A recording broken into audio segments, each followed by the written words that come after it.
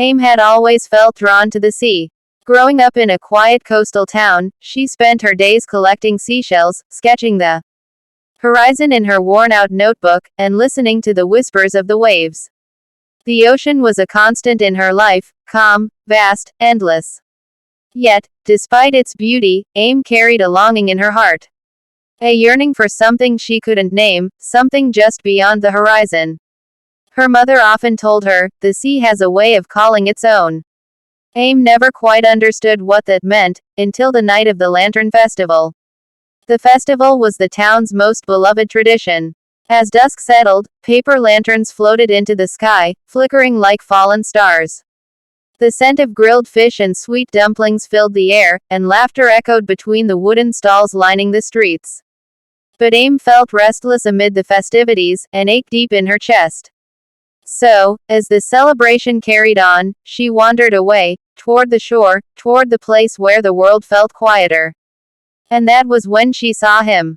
A lone figure stood at the water's edge, his hands tucked into his pockets, his dark hair tousled by the sea breeze. The way he stared at the horizon, like he was listening to something no one else could hear, stirred something in Aim's heart. She hesitated, then took a step closer. "You love the ocean too?"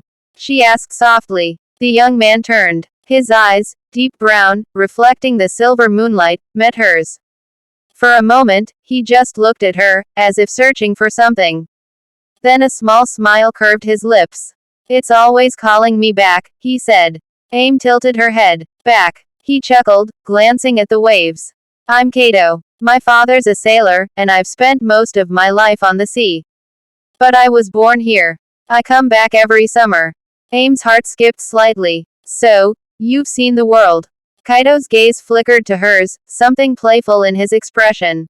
"Not the whole world, but enough to know I want to see more."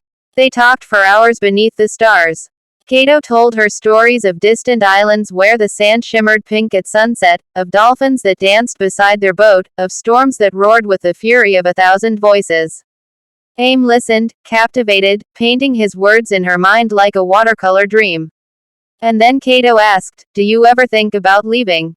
Aim blinked. "Leaving?" He nodded. "This town. The shore. Have you ever wanted to sail beyond the horizon?" Aim hesitated. She had spent her whole life by the sea, but the idea of stepping onto a boat, chasing an unknown world, it frightened her. "I don't know," she admitted. Kaito studied her, then reached out, gently brushing a stray strand of hair from her face.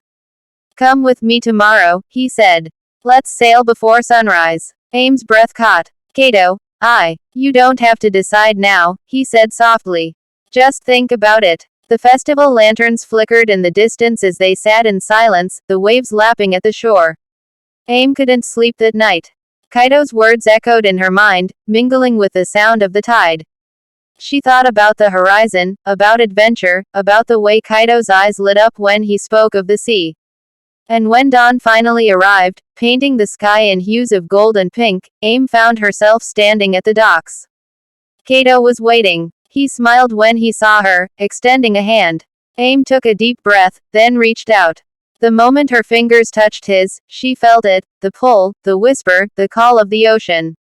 And as the boat drifted into the morning light, Aim knew. This was only the beginning.